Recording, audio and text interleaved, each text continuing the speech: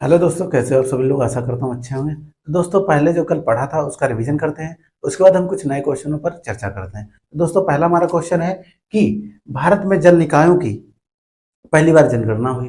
भारत में जल निकायों की पहली बार गणना हुई, इसलिए महत्वपूर्ण था। बताया था दो 24 जल निकाय हैं। कितने हैं टोटल, याद रखना, ये आंकड़ा पूछा जाएगा। ठीक, 24 540। ठीक, किसके द्वारा जल निकायों की प्रथम जनगणना की गई? केंद्रीय जल शक्ति मंत्रालय। और इसी का अगर होमवर्क आपसे पूछा जाए तो इसमें जल शक्ति मंत्रालय मंत्री कौन है? गजेंद्र सिंह शेखावत। कौन है? गजेंद्र सिंह शेखावत। ठीक, याद रखना। फिर अगला है कि देश में टोटल इतने हो गए 24 540 जल निकाय हैं। इसमें ग्रामीण स्तर पर सर्वाधिक है। ग्रामीण स्तर पर 97.1% है। और शहरों में कितने हैं? मात्र 2.9%। ठीक, अब देखिए, शीर्ष 5 राज्य हमने आपको बताए थे जहां पर जल निकाय सर्वाधिक हैं।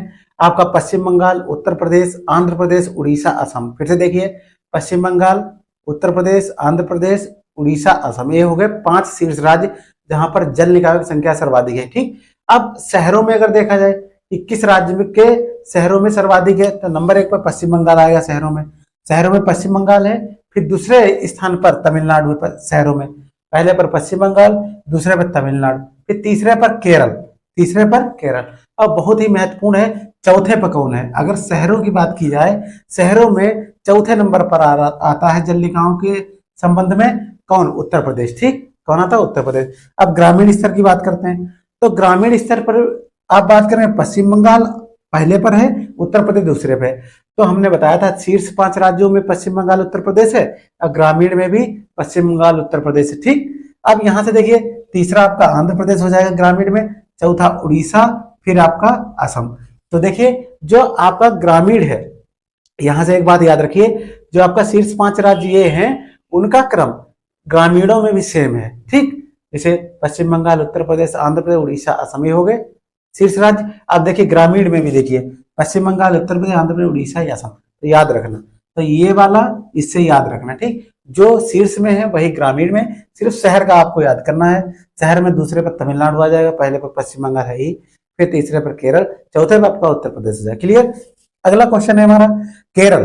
केरल ऐसा भारत का पहला राज्य बना है जिसने जल बजट तैयार करने वाला राज्य बना है। ठीक, जो कि जल बजट तैयार करने वाला राज्य बना, कौन? केरल। केरल। अब यहाँ के सीएम कौन है? पिनराई विजयन जी हैं। ठीक, केरल यहाँ के सीएम कौन है? पिनराई विजयन जी हैं। अगर यहाँ के गवर्नर हमने होमवर्क दिया था, आप गवर्नर बताओ, तो आप बताओ कि इसमें गवर्नर कौन है इसमें केरल के। फिर अगला है कि संयुक्त राष्ट्र जल सम्मेलन 2023 में क्या हुआ? न्यूयॉर्क। न्यूयॉर्क के बारे में हमने होमवर्क दिया था, किस नदी पर है, कहाँ है? तो न्यूयॉर्क अमेरिका में हडसन नदी पर है। ठीक है, कहाँ? न्यूयॉर्क अमेरिका में है और हडसन नदी पर है। क्लियर। अगला है, संयुक्त राष्ट्र जल सम्मेलन 2023 की मेजबानी किसने की? देखो, हुआ शहर कहाँ हुआ? न्यूयॉर्क में, लेकिन मेजबानी कौन करता है? जो मेज लगाता है, जो मेज लगाता है, मतलब जो किसी का आदर सत्कार करता है। तो मेजबानी की है ताजिकिस्तान ने और नीदरलैंड ने। ठीक, ताजिकिस्तान ने और नीदरलैंड ने मेजबानी की। ठीक, अब अगली की बात है, पहली बार ये कब हुआ था जल सम्मेलन? 1977 में, अर्जेंटीना। तो अर्जेंटीना देखो, ताजिकिस्तान की राजधानी देख लेना, नीदरलैंड की देख लेना। ठीक, और 1977 में अर्जेंटीना में पहली बार हुआ था। पूर्णता 2023 में यह जल को समर्पित दूसरी बार हुआ है। देखो, जल को समर्पित ये दूसरी बार हुआ है पूर्णता। पहली बार कब हुआ था? 1977 में। सम्मेलन तो बहुत होते थे, उसमें इंक्लूड कर देता था, लेकिन जल को प्राथमिकता देकर ये दूसरी बार पहले हुआ। ठीक, तो 1977 में। तो अर्जेंटीना की राजधानी देख लेना, जिसे अर्जेंटीना का अगर पूछी जाए तो ब्यूनस आयर है। कौन सी है? ब्यूनस आयर है। कहाँ पड़ता है ये? अर्जेंटीना है, चिली है, ये कहाँ पड़ते हैं? आपके दक्षिणी अमेरिका में पड़ते हैं। ठीक है, बिल्कुल। अगर दक्षिण अमेरिका को बनाया जाए तो ऐसे देखना, तो ये यहाँ पे आते हैं। ठीक, कहाँ? यहाँ पे आते हैं। ठीक, ये हो गया। क्लियर। क्योंकि अगला प्रश्न है, भारत का सबसे बड़ा, मोस्ट इंपॉर्टेंट, भारत का सबसे बड़ा पुस्तक ग्राम कहाँ है? सबसे बड़े की बात करोगे तो जम्मू कश्मीर का अरगम पड़ता है। ठीक है, अरगम गांव है बांदीपुर जिले में। ठीक, बांदीपुर जिले में जम्मू कश्मीर के अरगम जो गांव है उसे सबसे बड़ा पुस्तक ग्राम है। ठीक, फिर अगला है, अगर विश्व का बात करें, विश्व का पहला, तो पुस्तक नगर, वो पुस्तक ग्राम है, ये पुस्तक नगर हो जाएगा। ठीक, ये क्या है ऑन वे, वेल्स, इंग्लैंड में। ठीक, है ऑन वे, वेल्स, इंग्लैंड में। फिर अगला है, 2017 में एक भारत देश का पहला भिलार गांव कहाँ पड़ता? महाराष्ट्र में।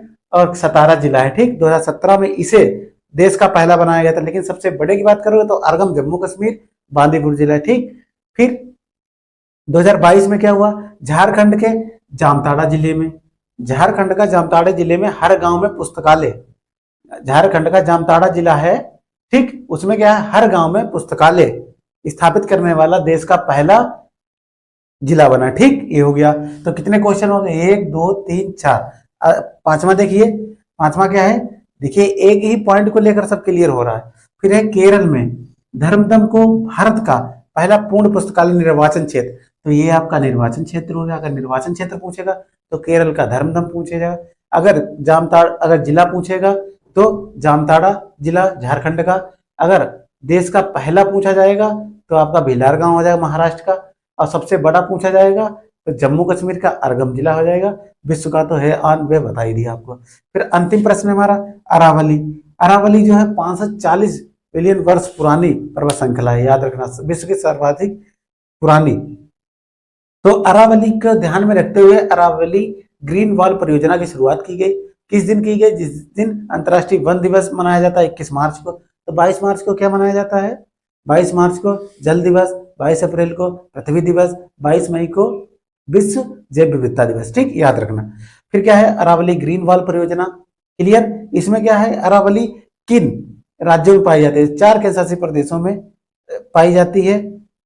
केंद्रशासित प्रदेश देखिए आपका दिल्ली हो गया, फिर हरियाणा हो गया, राजस्थान हो गया, गुजरात हो गया। 4 इसमें देखो, एक केंद्र शासित हो गया, 3 राज्य हो गए। ठीक, तो 4 राज्यों में पाई जाती है, दिल्ली में और हरियाणा, राजस्थान, गुजरात में। ठीक, अब देखिए अगर बात करते हैं तो विश्व की सबसे प्राचीन पर्वत श्रृंखला कौन सी, अरावली पर्वत श्रृंखला। 540 बिलियन या 40 बिलियन पूर्व इसकी खोज हुई थी। फिर ये हरियाणा के टिकली गांव से, हरियाणा के टिकली गांव से इसकी शुरुआत हुई। और किसने की, भूपेंद्र यादव जी, जो कौन है इसमें वन संसाधन मंत्री। ठीक, वन से संबंधित। तो इस प्रकार से हमने रिवीजन किया। अब हम कुछ नए महत्वपूर्ण प्रश्न, उन पर हम चर्चा करते हैं। ठीक,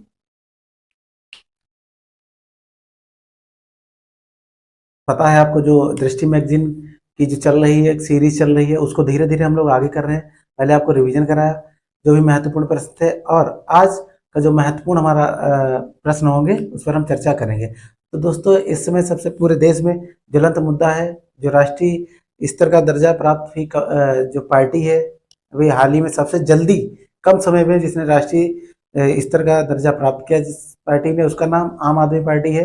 जो जिसके मुखिया कौन, अरविंद केजरीवाल जी हैं। उनको क्या मिल गई है, जेल हुई है। अब जेल होने के बाद कौन मुख्यमंत्री बनेगा, कौन नहीं बनेगा, और राष्ट्रीय पार्टी का जो दर्जा मिलता है वो किस स्तर पे मिलता है, उस पर हम लोग विस्तार से चर्चा करेंगे। तो दोस्तों देखते हैं, हमारा जो पहला प्रश्न है वो आम आदमी पार्टी को राष्ट्रीय स्तर का दर्जा कब मिला। तो पहले इसकी डेट देखिए, 10 अप्रैल 2023 को इसे राष्ट्रीय स्तर का दल का दर्जा घोषित किया गया था। ठीक, अब बात करते हैं कि कैसे मिलता है राष्ट्रीय स्तर का दर्जा। तो देखिए दोस्तों, 4 राज्यों में जो चुनाव होते हैं, चाहे वो लोकसभा के हों या विधानसभा के हों, जो टोटल मत पड़ते हैं, कुल वैध मतों का उस पार्टी को 6% मिलने चाहिए।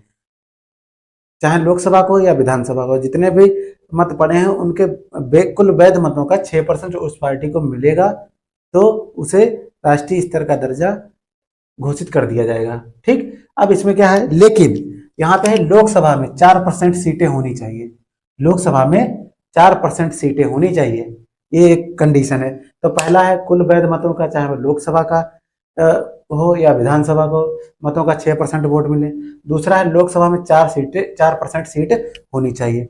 दोस्तों देखिए, अभी इसका पंजाब और गोवा और नई दिल्ली में तो था राज्य स्तर का दर्जा, और इसको गुजरात में भी इसको अच्छे वोट मिले, 4 राज्य हो गए, इसलिए इसको राष्ट्रीय स्तर का दर्जा घोषित कर दिया पार्टी को। ठीक, अब बात करते हैं अगला बिंदु क्या है, 4 या अधिक राज्यों में। तो भाई इसकी वर्तमान में 4 राज्यों में अच्छे इनका वोट परसेंटेज भी है और सरकार भी। देखिए आप अगर बात करेंगे, पंजाब में इसकी है गवर्नमेंट, दिल्ली में इसकी है, 2 जगह हो गई, और गोवा में भी अच्छा है, इसने प्रदर्शन किया, गुजरात में भी किया। ठीक, तो अब देखिए यहाँ पर 4 या अधिक राज्यों में राज्य स्तरीय दल का दर्जा इसे प्राप्त हो, पहले से राज्य स्तर का दर्जा प्राप्त होना चाहिए। ठीक, अगला है वापस, अब देखिए ये क्वेश्चन पूछा जाएगा, वर्तमान में कितनी राष्ट्रीय स्तर की पार्टियां हैं?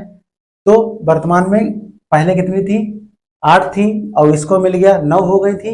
लेकिन 9 पार्टियां होने से पहले क्या किया गया? 3 पार्टियों का दर्जा राष्ट्रीय स्तर का खत्म कर दिया गया। 3 पार्टियों का दर्जा राष्ट्रीय स्तर से खत्म कर दिया गया। तो देखिए वर्तमान में कितनी है? वर्तमान में 6 राष्ट्रीय स्तर के दल हैं। कितने हैं? 6 राष्ट्रीय दल का दर्जा जिन्हें प्राप्त है वो 6 हैं। जैसे आपकी इंडियन नेशनल कांग्रेस, फिर आपकी बीजेपी, फिर बीएसपी, भाई कांग्रेस राहुल गांधी, बीजेपी मोदी जी, बीएसपी आपकी मायावती जी, सीपीआईएम ये मार्क्सवादी है, ठीक है, सीपीआईएम को भी राष्ट्रीय स्तर का दर्जा है। एनपीपी, एनपीपी जो कहाँ है? मेघालय में जिसकी सरकार चल रही है, कोनराड संगमा इसके क्या है? इसके प्रमुख हैं, ठीक। एनपीपी और आप आदमी पार्टी, ये इसको करंट में मिला गया। तो कितनी हो गई? Congress, BJP, BSP, CPIM, NPP, AAP आम आदमी पार्टी, ठीक। तो वर्तमान में 6 हैं, वैसे 9 हो जाते हैं, लेकिन 3 पार्टियों का राष्ट्रीय स्तर का दर्जा खत्म कर दिया गया। पहला आपका एआईटीएमसी, ठीक, टीएमसी, एआईटीएमसी और सीपीआई, एनसीपी, ठीक, नेशनल कम्युनिस्ट मार्क्सवादी पार्टी, कम्युनिस्ट पार्टी और तृणमूल कांग्रेस, इन तीनों का दर्जा राष्ट्रीय स्तर से खत्म कर दिया गया, ठीक। तो ये तो आपकी हो गई आज पार्टियों के बारे में हमने बताया कि किस प्रकार से किस दल को राष्ट्रीय या राज्य स्तर का दर्जा दिया जाता है, ठीक। अब बात करते हैं अगली, जो हमारा अगला प्रश्न है, इंडिया जस्टिस रिपोर्ट जारी की गई है कि कौन सा राज्य न्याय करने में सबसे अच्छा माना गया है। तो इंडिया जस्टिस रिपोर्ट ये इसका 3रा संस्करण था। इसकी शुरुआत 2019 से हुई थी। तो इसमें देखिए बड़े शीर्ष 3 राज्य, शीर्ष बड़े 3 राज्य कौन कौन से हैं जो सबसे अच्छा न्याय देने में अव्वल रहे, शीर्ष पर रहे? Number 1 Karnataka, number 2 Tamil Nadu, number 3 Telangana. तो कर्नाटक, तमिलनाडु, तेलंगाना, ठीक, ये तो शीर्ष राज्यों में हो गए, शीर्ष बड़े राज्यों। और शीर्ष अगर छोटे राज्यों की बात करें तो इसमें सिक्किम सबसे छोटे राज्यों में शीर्ष स्थान पर है, अंतिम में गोवा है, अंतिम में गोवा है, सबसे खराब स्थिति गोवा की है अगर छोटे राज्यों में करें। और शीर्ष राज्यों में सबसे अच्छा कर्नाटक और सबसे खराब उत्तर प्रदेश, जिसमें हम लोग रहते हैं, 18वां स्थान मिला है, अंतिम पायदान पे है, ठीक। तो उत्तर प्रदेश न्याय करने में 18वें स्थान पर है, अंतिम स्थान पर है। अब इसी के साथ हम पश्चिम बंगाल को भी देख लेते हैं, यहाँ 17 नंबर पर है, और बिहार को भी देख लेते हैं, 16। तो बिहार 16, पश्चिम बंगाल 17 और हम लोग 18वें नंबर पर हैं, ठीक, किसमें? जस्टिस करने में, जो रिपोर्ट जारी हुई। तो अब ये आपका महत्वपूर्ण प्रश्न हो गया। अब अगला प्रश्न है हमारा, जो एमबी गंगा बिलास क्रूज सेवा शुरू हुई थी, यह विश्व की सबसे लंबी नदी, याद रखना, नदी क्रूज सेवा है, ठीक। ये विश्व की सबसे लंबी नदी क्रूज सेवा है। इसकी शुरुआत 13 जनवरी 2023 को प्रधानमंत्री श्री मोदी जी ने बनारस से वीडियो कॉन्फ्रेंसिंग के माध्यम से इसका उद्घाटन किया था। और इसकी टोटल डिस्टेंस है 3200 किलोमीटर, ठीक, 3200 किलोमीटर है। इस यात्रा की शुरुआत कहाँ हुई? बनारस से शुरुआत हुई, कहाँ? असम डिब्रूगढ़ जिले के बोगीबील तक ये 3200 किलोमीटर की यात्रा होगी। असम में डिब्रूगढ़ जिला है, उसके बोगीबील स्थान तक, ठीक। ये हो गया आपका एमबी गंगा बिलास विश्व का सबसे लंबा नदी क्रूज। अब आपको एक होमवर्क दे रहे हैं, कितने दिनों में ये कंप्लीट करेगा ये आपको बताना है, ठीक। अब अगला प्रश्न है NW1 नेशनल वाटर वेज, मतलब राष्ट्रीय जलमार्ग। NW1 हल्दिया से कहाँ है? प्रयागराज, या प्रयागराज टू हल्दिया। NW2 डुगरी से सादिया, डुगरी से सादिया। तो ये याद रखना, पूछे जाएंगे। ये लगभग 11 NW1 और ये 2 राष्ट्रीय जलमार्ग हमारे देश में कितने हैं बताना आपको है, ठीक। NW1 हल्दिया से प्रयागराज या प्रयागराज से हल्दिया, NW2 डुगरी से सादिया राष्ट्रीय जल मार्ग, ठीक। ये हो गया अम्बी गंगा बिलास विश्व का सबसे लंबा नदी क्रूज। फिर अगला प्रश्न है, वाइब्रेंट विलेज प्रोग्राम की शुरुआत किसने की? वाइब्रेंट विलेज प्रोग्राम की शुरुआत 10 अप्रैल 2023 को किसने की? अमित शाह, जो हमारे गृह मंत्री हैं। इन्होंने कहा अंजाम जिला कहाँ पड़ता है? अरुणाचल प्रदेश में। वहीं पर एक गाँव है किबुथू, किबुथू में क्या है? किबुथू के लिए इंपॉर्टेंट ऐसे लगा लीजिए, किबुथू के बारे में आप लोग देखिएगा, किबुथू में सबसे पहले क्या होता है बताइएगा। तो अमित शाह ने अंजाम जिला जो अरुणाचल प्रदेश में पड़ता है, वहाँ का गांव है किबुथू, वहाँ से वाइब्रेंट विलेज प्रोग्राम लॉन्च किया, ठीक। फिर अगला प्रश्न है कि 23 में ही मेघालय, नागालैंड और त्रिपुरा, यहाँ चुनाव भी हुए थे, थोड़ा इन पर भी चर्चा करते हैं। चुनाव का माहौल चल रहा है तो हो सकता है क्वेश्चन पूछ ले। तो मेघालय में 60 सीट है। नंबर 1 देखो, याद करने तरीका बता रहे हैं। मेघालय में भी 60, नागालैंड में भी 60, त्रिपुरा में भी 60। तो मेघालय, नागालैंड, त्रिपुरा सब में कितनी है? 60 सीटें हैं। ठीक, कितनी है? 60 मेघालय में है, नागालैंड में 60 है, त्रिपुरा में 60। अब देखिए यहाँ पर जो पूछेगा कि इसमें एससी की सीट है। 60 में से 55 एससी लोगों की सीटें हैं। किसकी हैं? अनुसूचित जाति आयोग की। ठीक, फिर तो 55 तो चली गई, बाकी शेष बचे हुए वो और लोगों के लिए हैं। अब यहाँ पर किस पार्टी की सरकार है? एनपीपी, जिसको सात ये वाली एनपीपी, कॉनराड संगमा, तो इसको यहाँ से कनेक्ट कर लीजिए। तो नेशनल पीपल्स पार्टी ये किसकी है? कॉनराड संगमा की। ये यहाँ के मुख्यमंत्री बने। और यहाँ के विधानसभा अध्यक्ष कौन है? थॉमस ए संगमा। कौन है? थॉमस ए संगमा, सॉरी।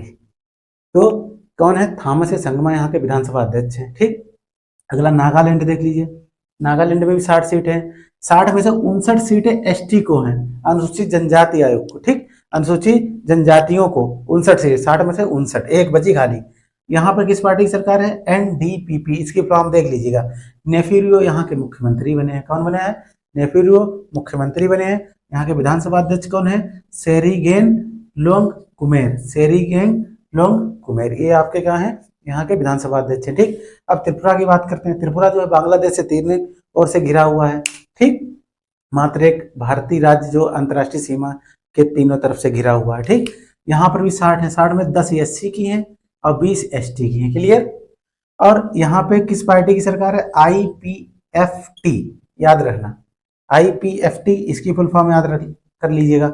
यहाँ के सीएम कौन है? माणिक शाह जी। कौन है? माणिक शाह जी हैं। और यहाँ के विधानसभा अध्यक्ष कौन है? विश्वबंधु सेन। विश्वबंधु सेन। और ये कहाँ से विधायक चुने गए हैं? त्रिपुरा से। कहाँ से? त्रिपुरा से। दोस्तों, इस प्रकार से हमने जो महत्वपूर्ण प्रश्न थे उन पर चर्चा की। अब आपको मिलते हैं अगली वीडियो में। जब तक के लिए जय हिंद, जय भारत।